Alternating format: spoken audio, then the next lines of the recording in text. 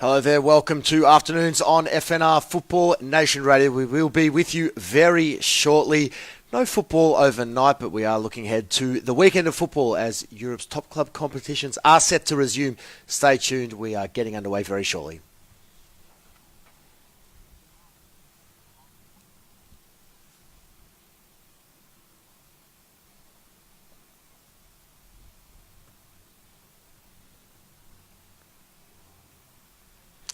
Hello and welcome to Afternoons on FNR Football Nation Radio, your voice of football in Australia and right around the world. Welcome to the program. Adriano Del Monte, Rick D'Andrea, Louise, Taffa here with you as always, taking you through all of the latest in world football.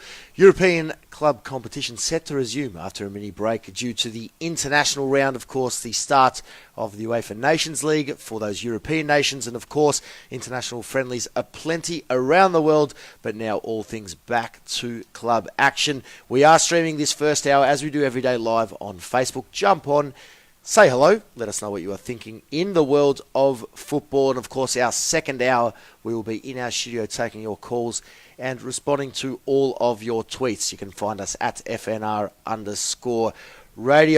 A big hour ahead. Louise, a few very big stories. One controversial one I can see there right off the top, but looking forward to seeing what's making headlines. Controversial stories aplenty, Adriano, and good afternoon to you both. Good afternoon.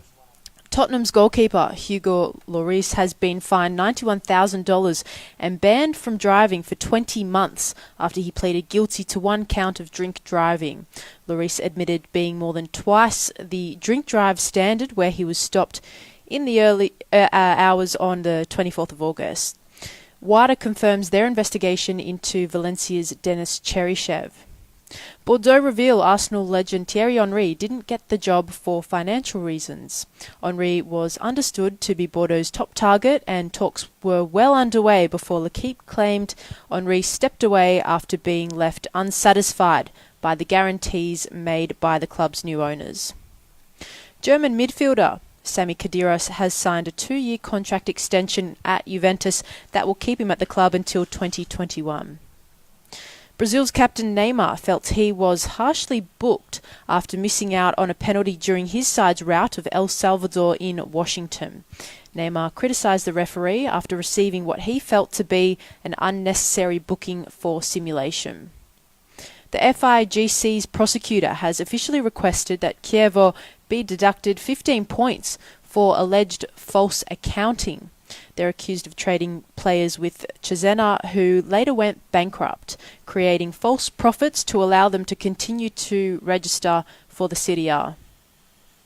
And finally, Bayern Munich are scheduled to play Hertha Berlin on the 28th of September, but concerns have been raised that the match venue may have to be changed or game even postponed. The Berlin police are afraid that they may not have sufficient manpower at the match because it coincides with the Turkish President Recep Erdogan's visit to the German capital.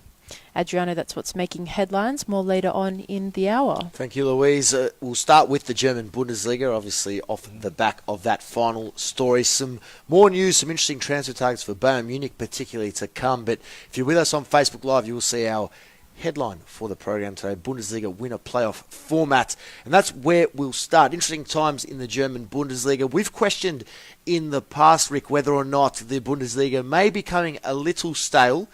And I suppose you could mount the same argument for a number of Europe's top club competitions in that there have been runaway winners over the last few seasons, but Bayern Munich certainly dominating the German Bundesliga in the past decade. I think Dortmund have won it once, but Bayern Munich very convincingly last season. Prior to that, explain what is potentially in the works here for the German top-flight clubs. So this is initial discussions. This isn't very advanced discussions. We need to probably outline this from the get-go. But what is being considered by the DFL, the German Football League, is they wish to have, instead of having a runaway winner every year, as we have seen thus far for the last couple of seasons, they want to have a top four battle. So between 1v4, 2v3, a semi-final, and then the four teams, the winners of those two will then meet in a final to actually determine the winner of the Bundesliga title. Similar to what is actually occurring in the A-League in Australia, where you have the top six who then play off against one another,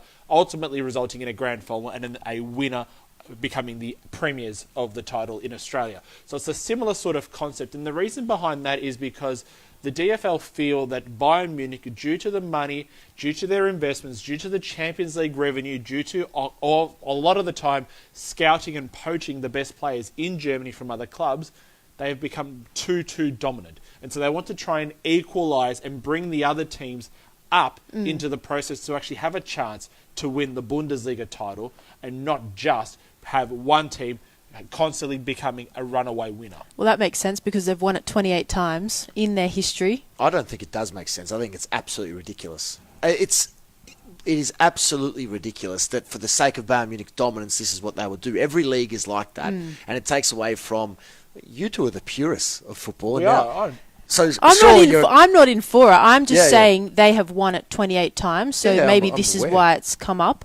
But I'm with you. This is the way the game goes, and if they win it every single year, then that's what happens. Yeah, I don't think that that's something that will go through. But an interesting discussion nevertheless, and we have discussed with some revolutionary ideas and proposals at UEFA level recently particularly, but I suppose it is worth having a discussion along these lines. We discussed yesterday that the Champions League final may be moved to New York City in 2021. Of course, the Spanish La Liga becoming the first top-flight competition in Europe to play a game for points abroad.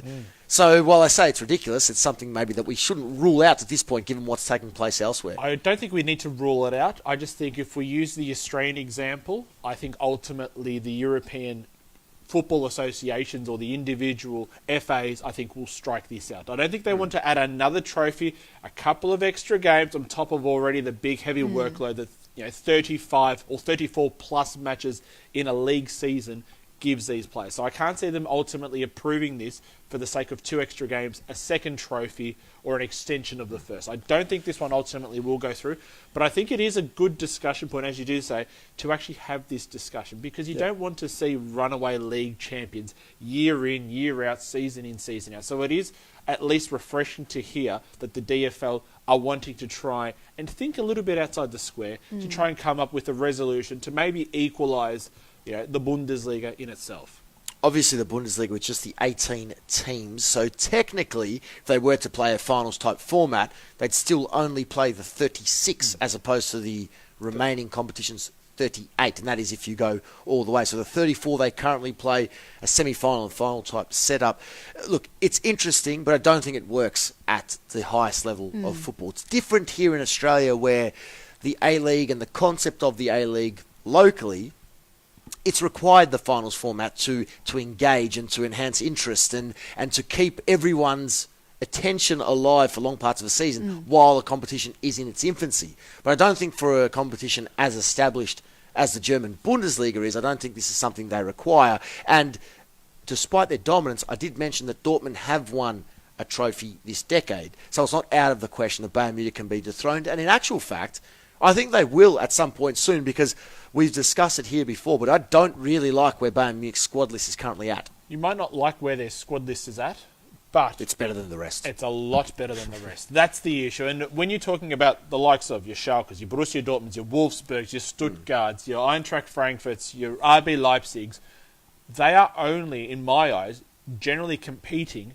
not for the title, but it's to make a Champions League spot so they can earn the revenue that comes associated with it and help them and help fund their club year in, year out. So for me, it's not even about who's going to win the title in the Bundesliga. It's, okay, let's just get the trophy out now. Let's just start to engrave the B and the A and the Y, and then we'll go from there, because it ultimately will be Bayern Munich, as has been the case the last 10 years, like you mentioned earlier.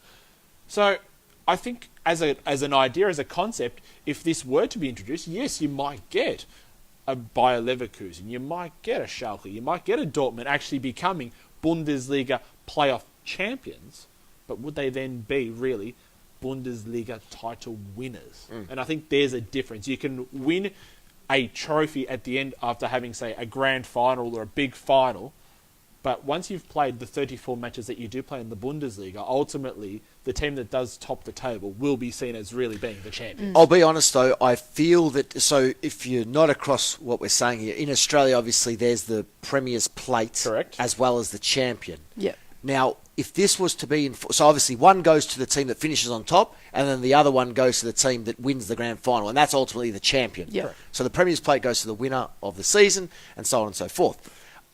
If this format was implemented in the German Bundesliga, I'm highly, highly doubtful that they'd give 2 trophies. I think they would just be doing it as a way to have a different champion, potentially. So I don't think they would award the victor of the league season, which we're saying would be Bayern Munich more often than not. I think that they will just award a champion, which would come off the back of the finals playoff format. But again, it's an interesting discussion. Where I really enjoy the playoff format in European football is down the bottom of the table. That's where I enjoy, and I'd be all for more playoffs and more relegation battles, because it does keep the lower team's season alive in terms of ensuring that they're still playing good football at the right time and at the pointy end of the season. That's where I think we can see an increase in competitive football, because so often you see teams put the cue in the rack with 4 or 5 rounds to go when they either know they're safe or they know that they're going down, whatever the case may be. And look, I think the purest side of me, which hasn't been much in the last week, but I don't think this should be enforced, and I don't think we will see it enforced, but I am for the discussion in its early stages. I think I am too, and I'd love to see more playoffs, whether it be you introduce, say, a 4th relegation-bound team into the whole debate. Why not? At the moment, it's generally 3 teams, the top 3 and the bottom 3 from the above league. Usually it's between those guys, but why not a 4th? I mean, that would have really spiced up, for instance, the Serie A, which, as we've all argued last season, was pretty much you could have knocked out the bottom 7 teams because they were all woeful. That's right. Unfortunately, only 3 went down, but it'd be a very interesting, debate if all of a sudden a 4th team were to be introduced into a playoff discussion at the bottom of the table. Now, while we're in Germany, a few transfer stories to come, but just a quick one Ricky mentioned off air before we got underway. A strange story, but nevertheless an interesting one, about Stuttgart, was it? Stuttgart, the stadium? Yes. So at the moment there is discussion with the Scottish Football Association. They actually want to rebuild Hampden Park, their home ground where all the matches are played. Okay. And what they have done is, because Hampden Park is similar to Mercedes-Benz Arena in Stuttgart. So similar in what capacity? Similar in terms of the bowl shape of the arena, and because at one stage the Stuttgart Arena actually had an athletics track around it. Obviously Hampden Park does the same thing, and so the fans, especially at the goals end, are very distant from the celebrations and from the action. So what the SFA is currently doing is they're investigating which teams and which stadia are very similar to what they currently have.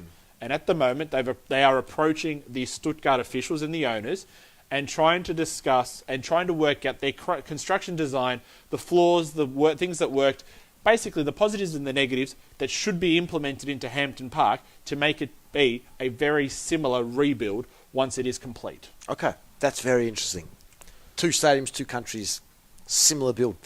Interesting. Okay, now just wrapping up some of the German news. So back to Bayern Munich at the moment. There have been some interesting transfer developments. Again, I don't know why there are so many transfer developments in September when the summer transfer period is just closed. The winter transfer period is a long way from reopening. But an interesting report coming out of Germany, as Bayern Munich are now on the search for the replacements for Ribéry and Robben, of course, the long-term stalwarts there of the club who have been so successful over the journey. Lucas Vázquez is a name who has been strongly linked as I suppose, an addition to the squad and a replacement for the outgoing, or the potentially outgoing duo, not confirmed yet, but very likely will both be on the way out at season's end. So, Lucas Vázquez, to me, just without looking too much into it, it does make sense. Yes. I feel. He's a left winger, yes. I feel some quality there.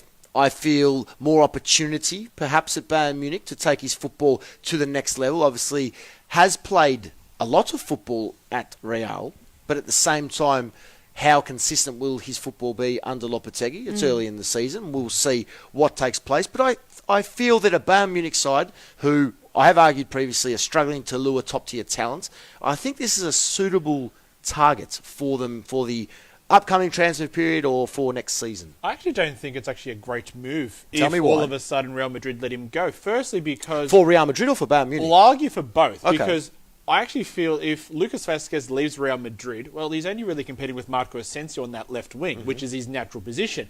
If he goes to Bayern Munich, he's already competing with Kingsley Coleman. Now, Kingsley Coleman, in my eyes, is already 1 or 2 levels ahead. But, this is the big but, Kingsley Coleman's ankle is very susceptible. And that's where for the last 12 Well, months... he's still injured, He's yes. injured. He's re-injured his ankle, so he's on the sidelines for another couple of months. So all of a sudden, if you look at it in the terms of, well, you are replacing somebody who is injury-prone as well as someone who's retiring, it might be seen as a good move. But if you look at it in terms of the quality, I don't think it is. I don't think Lucas Vazquez is going to be the square in the round hole, the person that fits into this team, even though Frank Ribery might be the one that ultimately makes way because of his retirement. This is a difficult question, but hypothetically speaking, and I think we mentioned it last week, but it's hard to find, looking at footballers across the board, it's hard to find who would be the top-tier talent that would not only want to move to Bayern Munich, but that Bayern Munich could actually try and lure to their club. And I just see this as a good player, not a world-class player, but a very good player to bring in to at least ensure that there is a level of quality maintained in that position. Yeah. For my eyes, though, and the rumours have already started, and I don't know why, but that is Irving Lozano from PSV. Now, that's on the back of his World Cup. He has been linked elsewhere. He has been linked elsewhere, and a couple of other Spanish clubs are very much interested in him, but left winger, similar sort of age to Coleman. If you're looking to rebuild for the next few years, already has international experience, very similar to what Vazquez offers. I don't know price range-wise, but they might be fairly similar, maybe a couple of €1 either way. But we'll see, where's he currently playing? PSV. And so to move to Real Madrid from PSV or to Barcelona, that's the dream move. Yep. For Vazquez, he's already at the dream club. And so the sideways switch for him to a Bayern Munich makes more sense. Lozano, I do not see going to Bayern Munich as opposed to a Real or Barca if there's interest there. Okay. And that's where I think the Bayern Munich lure and the aura of Bayern Munich, it just does not compete at this point. So I would see that player from moving from PSV to Spain as opposed to Germany. I just don't see what the appeal would be at this point. And that's why I feel Vazquez would be a suitable addition. But would Lopetegui want to hold on to Vazquez coming into the other competitions to ensure that they have enough cover? Well, he won't go this season, and they'll be able to buy next season. Yeah, I honestly still don't think that Vazquez will be let go. Right. And the only reason is because, like I said at the top of this discussion, it's very hard, and you've pointed it out, Adrian, it's very hard to replace these sorts of players. You need your depth, especially if you want to compete across several formats or competitions. I don't think he's going to be let go so easily. We will see. Well, he won't be in action for Bayern Munich this weekend. He definitely will not. And Bayern Munich may not even be in action this weekend. Hertha Berlin. Couple of weeks' time. Ah, yes, the arrival. So Bayern Munich may not have too much football in the Bundesliga domestically this month, but they will be in action, of course, in the UEFA Champions League, which gets underway now in less than a week. Next Wednesday morning, Australian Eastern Standard Time. Incredible, of course, Bayern Munich go in as one of the favourites yet again. They're in that very interesting group with Ajax Athens, and Benfica.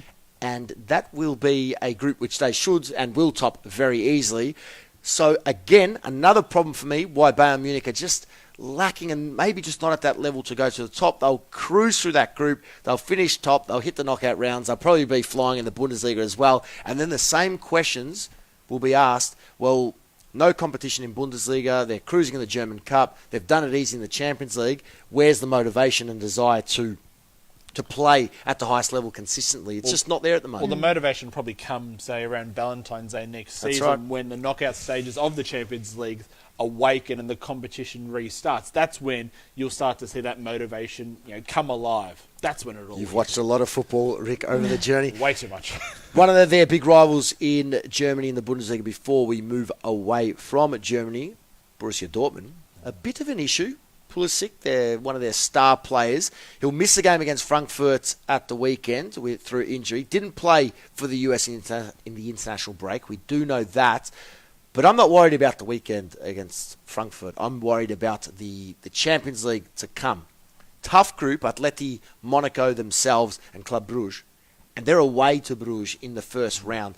And similarly to Napoli, who are away to the easier opponent in their group of death, this is very important that Dortmund get a result in this first match away from home against the weakest side in their group, not tipped to do anything, and without one of their star players, it could be a cause for concern. Although it has to be a cause for concern because ultimately, who does Lucien Favre who can he rely on? Well, there's only really one other player that they have as depth in that team, and that's Mario Götze. Now, he's not really getting a lot of game time at the moment. He has seen a few moments thus far in the Bundesliga, but that's it. There's nobody else. There's still Shinji Kagawa in and around the mix, but there really isn't anybody else. Unless he decides, this is being Favre, decides to switch his formation a little bit to sort of cater for being absent with a winger, well, there's no one else.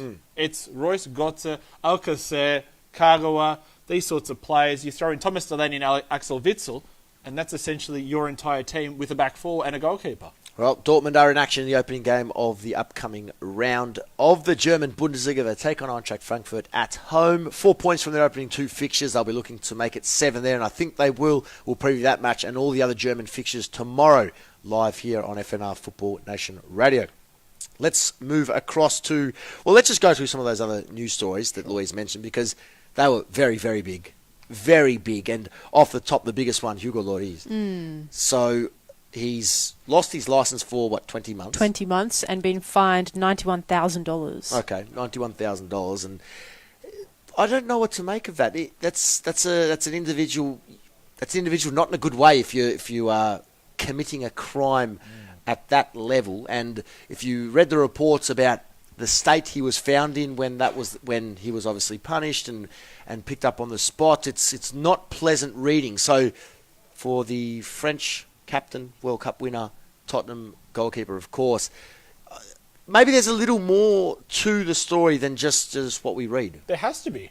Finding someone, that, like I said, £50,000, 91,000 Australian dollars, you can't just say, oh, here's a little bit of a slap on the wrist financially. Right. There's got to be more to this. I mean, even as a British punishment, there has to be a lot more to this. Yep. No, I agree. I also wonder, though, should this fine and should this punishment, maybe just for this week or this weekend's fixture, should it actually extend to Tottenham's match against Liverpool? If it is this severe to actually warrant such a punishment. That would certainly only be a club-imposed. Yeah. Obviously, the police can't say, Lloris, you're sitting on the sidelines this week. No. I was more so saying club or competition. Not so much club or police. But the club, I feel, should, but I don't think they will. No. There hasn't been any talk of that. I think when the story originally came out, the club supported him and said, we're not taking any action. As you'd expect. Yeah.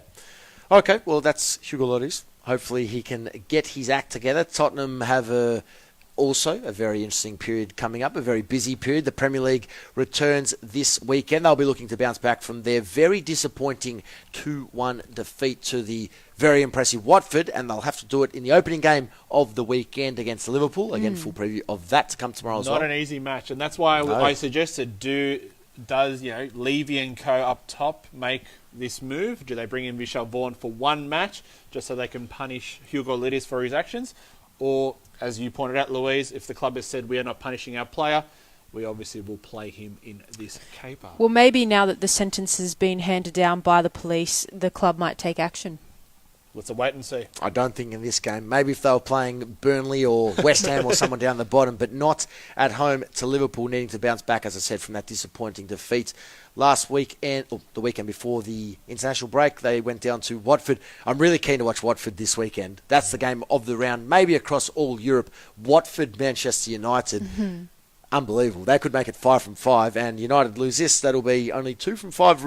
Really got the makings of a classic. Watford at home in that fixture. Other matches this weekend in the Premier League: Chelsea, Cardiff, City, Fulham. You'd imagine routine wins. Everton, West Ham, also another very interesting match, but we'll touch on them in more depth tomorrow. Those other news stories before we move on to other European news. Thierry Henry in Bordeaux, so obviously was in the running, then was not in the running, and then it didn't happen. Then they went elsewhere, and now?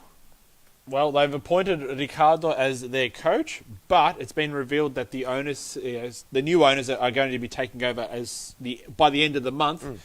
Basically couldn't agree with Henry due to financial reasons. So he probably wanted too much money. It's as simple as that. I don't understand that. No coaching experience, wanted too much money, clearly a legend of French football, but surely with a club in the state that Bordeaux are currently in, and surely off the back of earning some money over the journey, How do we have any indication of what the difference was at all? Have they? No. Couple of million euro is what was previously reported a little while ago, but Surely I'd stick to around that sort of figure. He wanted too much money. He was given a project type contract, and he's basically said, well, no, he's not really wanting a project type team at the moment. But that's bizarre because Bordeaux are still in the Europa League. Yeah, absolutely. Yes, they've had a sluggish start to this season in Ligue 1, but they can improve and they could probably earn themselves a recall into the Europa League come the end of May. It's a very, very strange thing for a French international, or a former French international, to be dropping such a bombshell. And I mean, as you touched on, Adriano, he doesn't have much, if any, coaching None. experience. None. So, I mean, besides with Belgium at the FIFA World Cup, but that's hardly much to go on. So, as we all agreed on, when this story first came out, it would have been a great project for Thierry Henry to dig his teeth into. The ideal project. How often does a coach with zero experience get the opportunity to take a side into the Europa League? One of France's biggest clubs as well in Bordeaux. They've certainly been up there at their very best. So I just see that. I find that a bizarre outcome. I wonder if he thought he was another great of French football who ended up becoming an assistant coach, and then because a coach got sacked, he took over. And then, of course, referring to Zinedine Zidane with Real Madrid.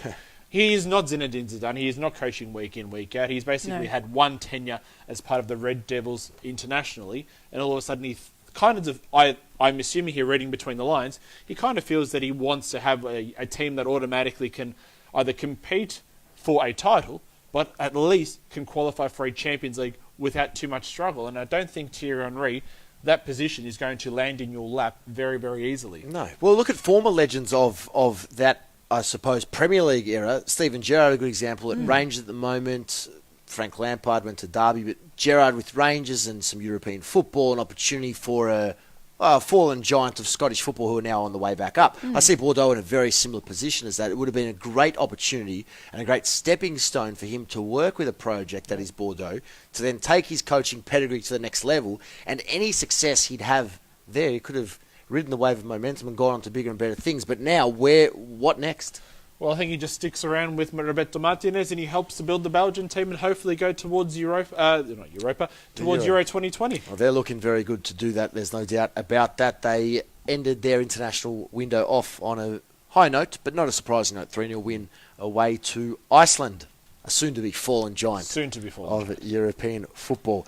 Okay, let's move to, let's stay in England, where we touched on before with Louise. So looking forward to that United-Watford clash I mentioned this weekend. And back in the news are United, as always. Gary Neville, former United legend, making some comments again. I'll put this quote to you that he said about Rashford. We're big fans of Rashford here, aren't we? Off the back of his international weekend. He's come out and said, Gary Neville, I feel like I'm reading a Gary Neville quote once every week. He's always in the news. I think we need to have a every segment. day, not every week. Every day. Every day. Yeah, segment dedicated to Gary. He said, what he has to do quickly, he being Rashford, in the next 12 to 18 months is establish himself in one position, play 100 games in that position, do it as quickly as possible. Off the back of that, our good friends at ESPN FC, Rick, over in the United States. They are our good friends, aren't they? Responded to those claims and said that, maybe he's been playing out wide at times, but maybe he's ready just to replace Romelu Lukaku, who are also big fans of here at FNR Football Nation Radio, in the middle. So there's this debate of Neville's question, he needs to get time in one position and play that position consistently. Then there's the other element, maybe he's better suited to United than Lukaku is at the moment. Your thoughts? Well, we've had this discussion time and time again. We have. So I think we're almost in the middle of both. I think I do agree that Marcus Rashford does deserve some more game time. That's a gimme. Romelu Lukaku is known for getting goals, however, against smaller teams, usually in the Premier League, or smaller nations when representing Belgium. So maybe it might be worth Jose Mourinho for, we'll say, the big 6, the big 7 matches against the big boys, or the nearest rivals to a title. Dropping Lukaku for Rashford. Dropping Lukaku for Marcus Rashford. Now, yes, I like it. You might laugh, but it is worth at least an experimental trying of this. Even if you want to try it for 60 minutes and bring Lukaku on for the last half hour and use that bullishness that he offers in the box, the ability to take away a central defender and then to open up some space when you are trying to get a ball into there or trying to create something, when there's a bit of a havoc going on. you might laugh, but it's actually at least worth a trial in one of these big matches. Well, Rashford has only started one Premier League game this season, and going off the back of his international form in the past few days, 2 goals in 2 consecutive matches, I see no reason why you wouldn't do that, especially in the So play over Lukaku in the big game. Yeah, why not? It's a bold move. Why not? I mean, Lukaku has been inconsistent. He missed an open chance on goal, and he wasn't even subbed off. Now, when Raheem Sterling did that in the English Premier League last season, and it wasn't even as open of a goal as what it was for Lukaku. Is this for club or country? Club.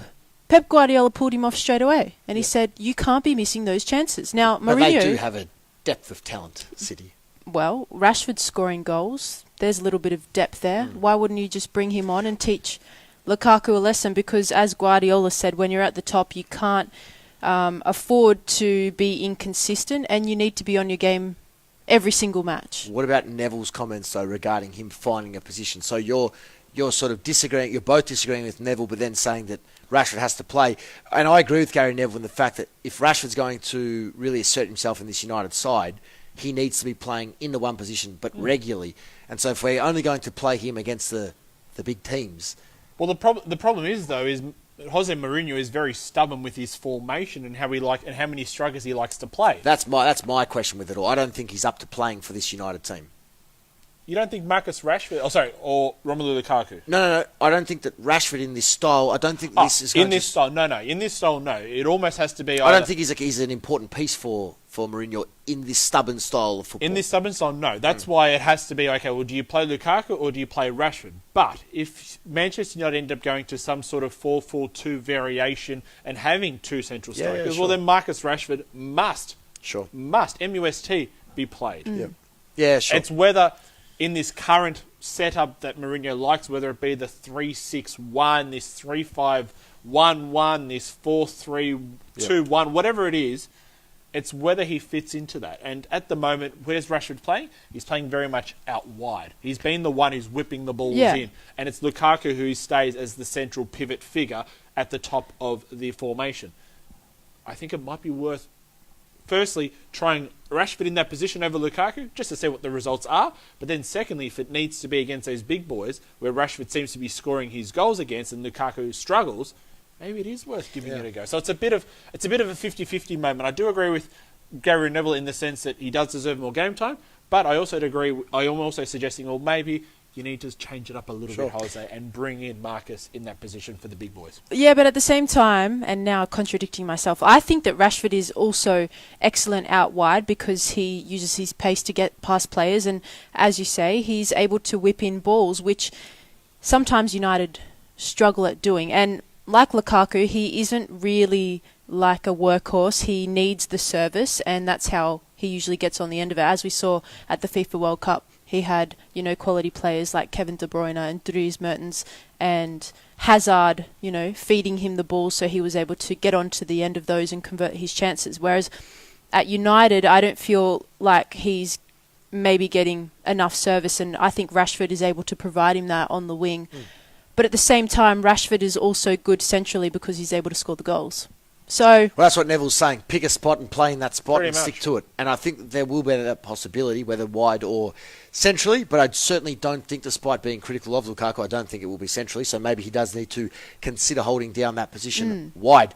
Let's talk about some other legends or former legends of the English Premier League. John Terry, who has been a former Chelsea legend, on the radar of some, not top clubs in Europe, but big clubs in established Big enough names. The most recent being Spartak Moscow in Russia, of course. And after, reportedly the deal being very close to being finalised, John Terry has taken to Instagram, as you do, and has said, after considerable thought, I have decided to decline a contract offer from Spartak Moscow. I would like to take the opportunity to thank Spartak and wish them and their supporters well for the rest of the season. So he's not going. Why would you go? Well, I don't know. He was entertaining the idea. Yeah, entertaining the idea is one thing, and then all of a sudden... Well, maybe it's all that's left on the table. He's left this run very late. Well, yes, he has left his run. It is now, middle of September. He is a free agent. He's not linked to anybody. And Should he just hang them up? Well... 37 years old. We've discussed this previously. Some players who have played at the very top for so long, been so good across their positions, they don't know when to hang up the boots. They keep on looking for that one last, and I hate to say it, that one last paycheck or that one last fleeting moment of glory that they can somehow revive their career for another season or two. I mean, the case that I keep bringing up is Rivaldo. You know, he's 97. No, he's not. He's 42. But he went to Olympiacos at one stage in his late 30s, if not 40s.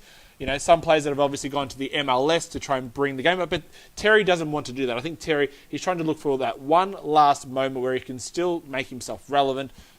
And unfortunately, I think, John, thank you for your services to your club and to your country, but I think it is time to hang up your boots. But do you think it's a paycheck, or do you think it's just a desire to keep playing? No, I think it's the paycheck. Because surely he could move into some sort of director role with some club, Chelsea most likely. So why hasn't he? Or why doesn't he? That's why he wants to constantly keep playing. I don't know the answer for that. He wants to keep playing. So maybe then it also becomes an ego thing. He thinks that he still is one of the very best and one of the world's top defenders, and he needs to play those 25, 30, 35 games a season to stay at that level. Well, speaking of legends who can't give it up, a player who retired in 2003 from club and country, George Weah, quite incredibly, a former legend of the game. The PM of Liberia incredibly played a match against Nigeria, coming out of retirement 15 years later, played 71 minutes against Nigeria, aged 51, I believe. Correct. I saw him whipping his free kick. And where did it end up? Not in the back of the net. 71 minutes played. So retired from Liberian national team duties in 2002, and in 2018 has come back. That's incredible for the former Milan superstar. So amazing. I wonder how many strings he had to pull in order to actually be able to pull on the Liberian national team jersey after all those years. Well, he is the boss of the country. That's why I wonder how many words he had to say to the FA to say, you know what, maybe prepare a Weah That is jersey. amazing. That is really amazing story. It is. It's incredible, but it's the same argument that we've just had with John Terry. When is enough for these players? It doesn't matter, but I just don't want them to ultimately become a joke as they go from club to club to club to club, or in the case of Weah, retiring and then 15 years later putting on the boots again and playing in a friendly. And 71 minutes. It wasn't a 5-minute cameo. It was it was a fair performance. No, I remember George Weah actually almost got Liberia through to the FIFA World Cup in 2002 off his own boot. Yep. Because Liberia could not at all muster any form of goal, and then all of a sudden I think they even made the international or the African playoffs to qualify, so they were that one step away from making. And ultimately he retired after that. He So did. special times, but amazing. And at the same time, his son, Tim Weah, was in action yesterday morning with the US as they took on Mexico and fittingly won 1-0. They did. Now, the last one out of England, speaking of jokes, well, no, I don't mean to be mean, but Karius, a player who had a very, very disappointing last few months at Liverpool, he's loving life in Besiktas thus far. He came out and said, I did not have this many fans in England. And I can say many of them seem to be female. So he's obviously enjoying himself. And I'm very happy for him there. That's, again, we said it must be very difficult to have what took place happened and then need to bounce back on the pitch and mentally come to terms with it. Obviously, something that Liverpool fans will never forget. But I'm happy that he's moved away. He's gone to a league and a club he probably never had imagined that he'd ever play at. Certainly not at this point in his career after joining Liverpool. And so far, so good. He's on the mend and hopefully on the road to becoming even better than he was at his best at the Reds. Let's hope that we can see Besiktas on the back of Karius' form in goals, maybe return to the Champions League in a season or two. They're currently obviously in the Europa League, and so they're fighting it out there. But it'd be nice to see the German all of a sudden, maybe in a couple of seasons' time, maybe take on and go return to Anfield and take on Liverpool and maybe show them what type of goalkeeper he really is after rebuilding himself. That would be something special. He is on a 2-year loan, so that's the first thing. So he still is technically owned by Liverpool. Do you think that Besiktas can get out of Group I? They win their group. They should. They win the group. They're the Genk, best. Salzburg, and Malmo, they should win it. They are the biggest out of the 4 teams. Absolutely. They'll win their group. Maybe Genk might be the only one that could really threaten them, but They've got some very good players. They do, Besiktas. absolutely. I think they win that group very, very easily. Group I, Europa League. Again, Group I, a reason as to why they want to bring in this third continental club competition, which you discussed yesterday. It does go down to Group L, but it's looking forward to Europa League. Of course, that gets underway next week as well. That's on Friday, local time, and you can watch Karius and Besiktas and all the other teams participating in that. Chelsea and Arsenal as well. correct. Zenit St. AC Petersburg. Milan, Zenit St. Petersburg. Chelsea are in Group L. Yes, the wonderful Group L. So some big clubs in that this year. Chelsea and Arsenal, the clear favourites to win from AC Milan and a few of the other big boys. But I do think that we have to see who drops down from the UEFA Champions League, but I certainly think that Chelsea deserved favourites. I think they can go all the way under Maurizio Sarri in that competition. Let's go to Maurizio Sarri's former league, the Italian Serie A. Some news coming out of there at the weekend. One of the news, Louise, your news stories, Chievo and this potential deduction. So 15-point deduction being floated or requested by the FIGC prosecutor. That's not good news for a Chievo side that's, I'm tipping, to go down anyway, and minus 15 will almost certainly ensure that happens. Yeah. Game over. If they get this punishment, if the FIGC prosecutor's request is adhered to, there already wasn't too much hope for Chievo to survive this season, considering they almost scraped into the bottom 3. If they all of a sudden cop this 15-point deduction because of the false accounting, especially with Cesena, good luck. Good luck even trying to get back to any form of level pegging. Good luck even getting those 5 wins, which is what equates to 15 points, back by even, say, match day 25. Because Chievo at the moment are struggling. Very much so. And so I don't have too much hope for them to be able to remove these 15 points, chase them down, and then somehow build enough points in the bank to survive the relegation battle. Will not happen. No. And they say in Italy and a lot of the top competitions that the 40-point mark is the safe mark. You know, when you get your 40 points, that you're certainly safe from relegation. So that means Chievo would require 55 points.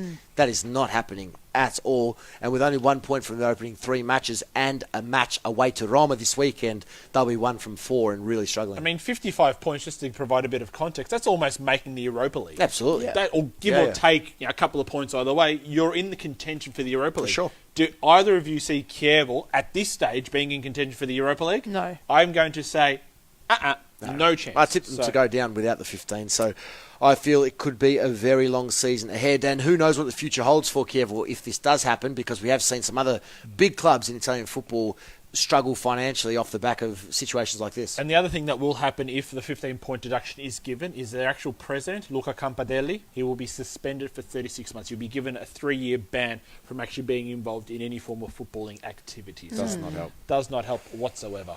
Okay, elsewhere in Italy, we're back to Sarri's former club. We touched on him earlier. Napoli. Marek Hamsik has spoken again while on international duty about the rumours in the summer transfer period that saw him linked to China. His father, who I believe is his agent, came out and said that there is a 60% chance my son will move to China. It didn't happen. Ancelotti sold Hamsik the dream, and they have patched up whatever issues there were, and he's fully dedicated to the club. And he came out and said during this international break for Slovakia that he's very proud that he has dedicated his entire career to Napoli, and then also spoke about the heir to his throne in Lorenzo Insigne. Wants Insigne to stay with the club. Of course, the Italian international who has really, I really suppose, being one of the few Italians in the squad, is really the key figure after Hamsik in this squad, has really made Naples, the city of Naples, his own.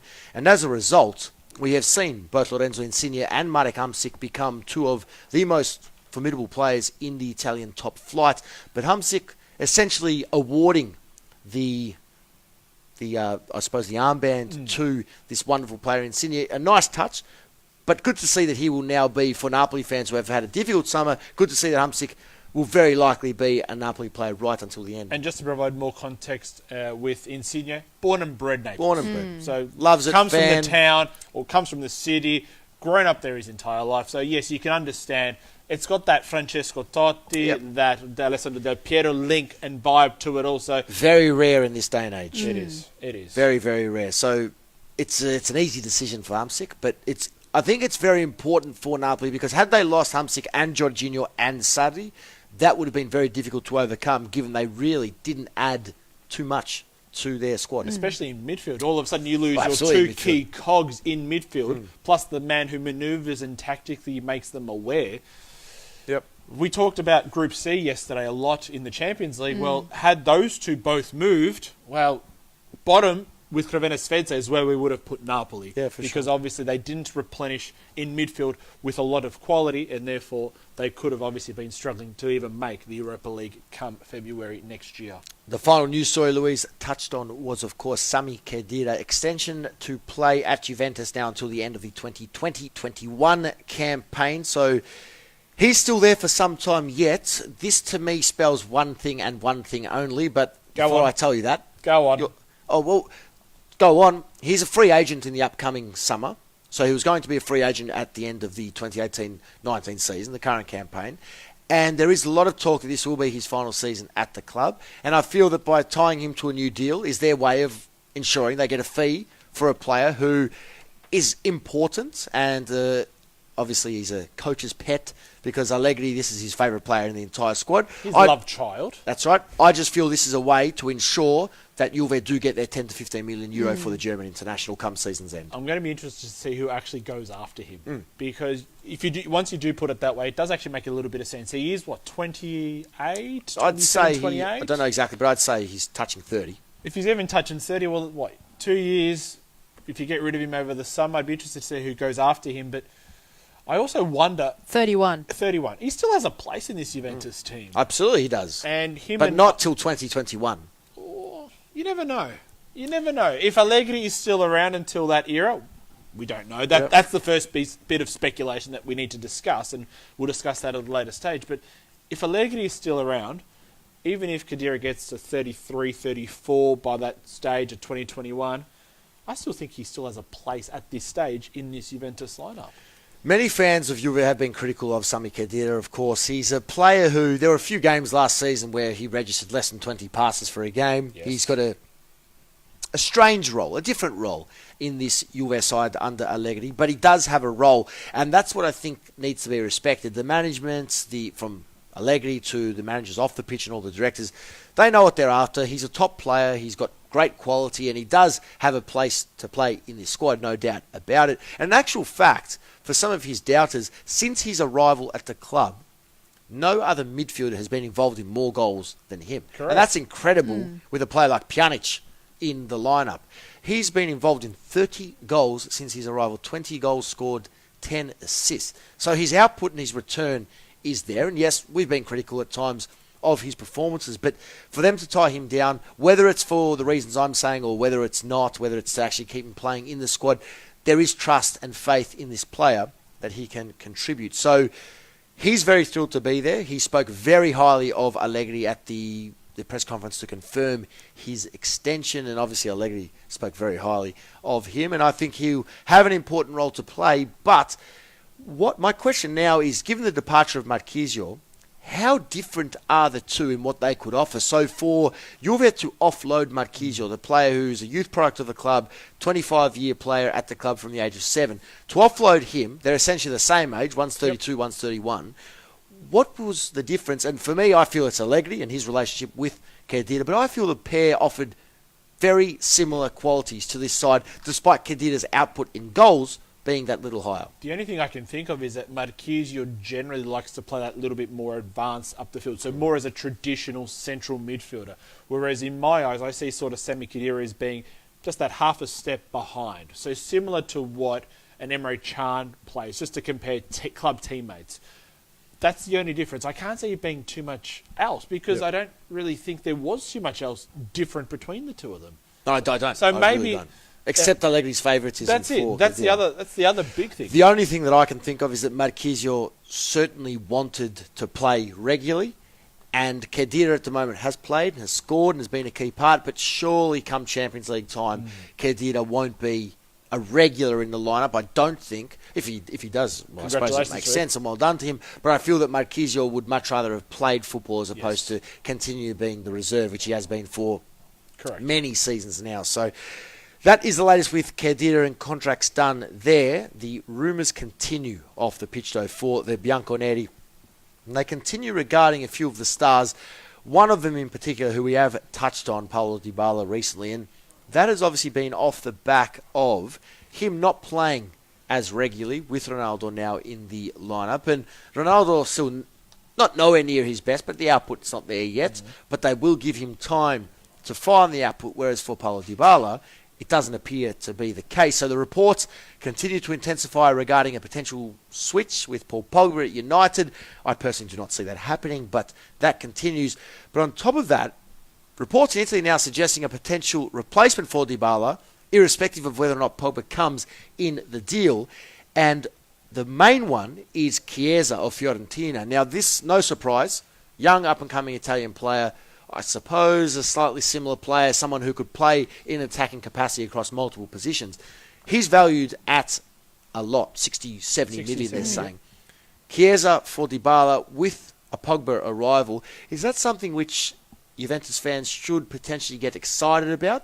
Or is that something you feel that they should persist with Paulo Dybala, who, again, in my eyes, can easily become one of the best players on the planet? Everyone knows my opinion on this. Persist.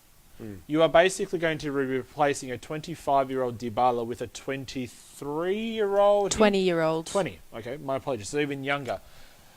You then have to put the development into him again, into the player. The development that obviously the Juventus camp and the trainers and the physios have already put into Dybala. So you're basically starting from scratch again. As good as Chiesa is, let him develop on his own. Sure, you might have to pay an extra 20 million in 2 to 3 seasons' time, but you've got a closer to finished product, and you don't have to put the effort in training him.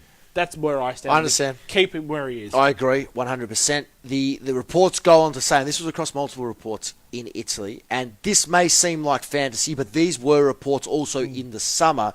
They still have a dream option. Now, before I give you the name of the dream option, this to me makes no sense, because while he would be a suitable addition to any squad in world football, this player, if they are to lose Dybala to bring in Pogba and then bring in another player along Dybala's level or slightly higher at the moment, that makes no sense to me. Why wouldn't they just keep Dybala and persist with that and bring in Pogba if they really want him to?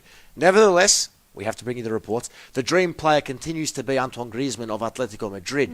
Now, they were reports in the summer, and it starts to make some sense with that if you're talking Pogba, Matuidi, Griezmann, French internationals, very close, cohesion, synergy, everything that makes a good side. Now, with Antoine Griezmann, the situation is this. He's played at Atleti for some time. He's under a wonderful manager, but a manager who's also being linked away at some point. We've touched on the quotes recently. This, to me, won't happen anytime soon, but certainly something I would not rule out, particularly if Pogba does return to Turin. It's going to need a couple of seasons in my eyes, maybe 2 to 3 at least, because as we are all aware, Griezmann did sign that new long-term deal with Atletico. As they all do.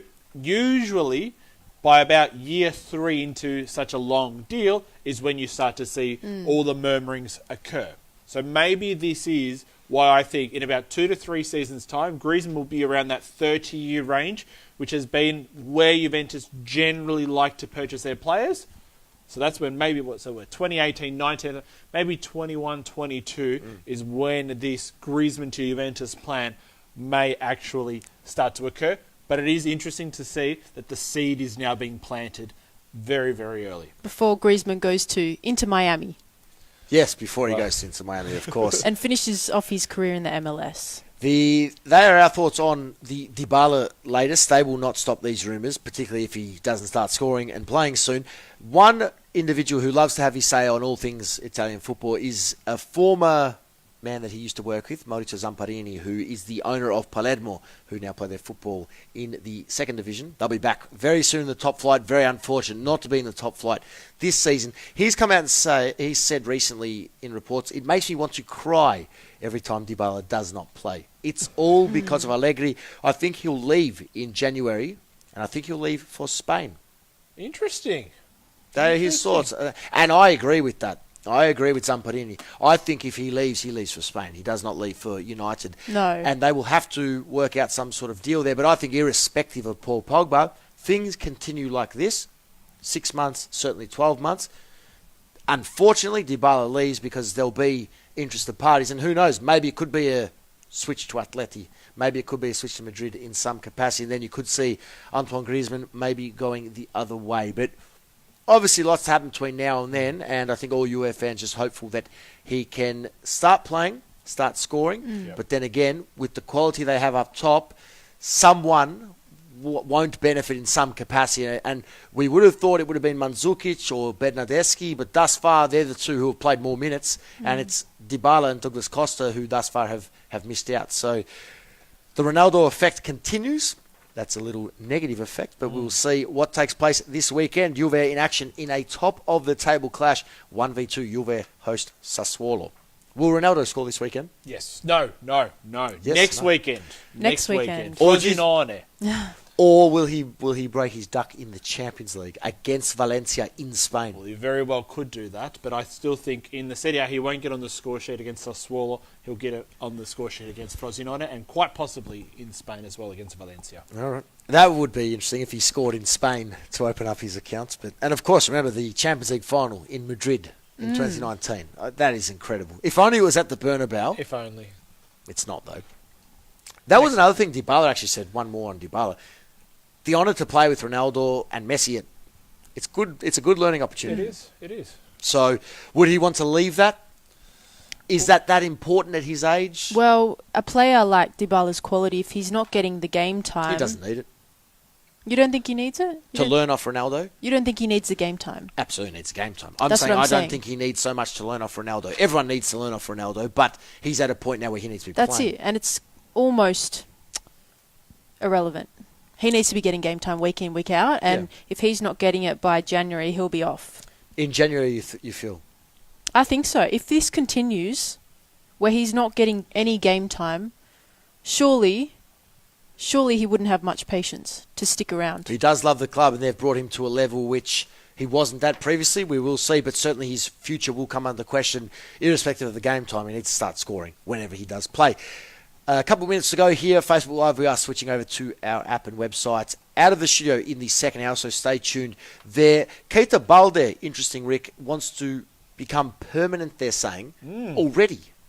It's very interesting that he's basically gone on loan from Monaco, and now all of a sudden he's saying, well, you know what, I'm actually liking this place here. I'm starting Early to love the days, game. that's a good start. It is, and that's what you really want at the moment. I mean, you can't really ask too much. He's getting some game time already, you know.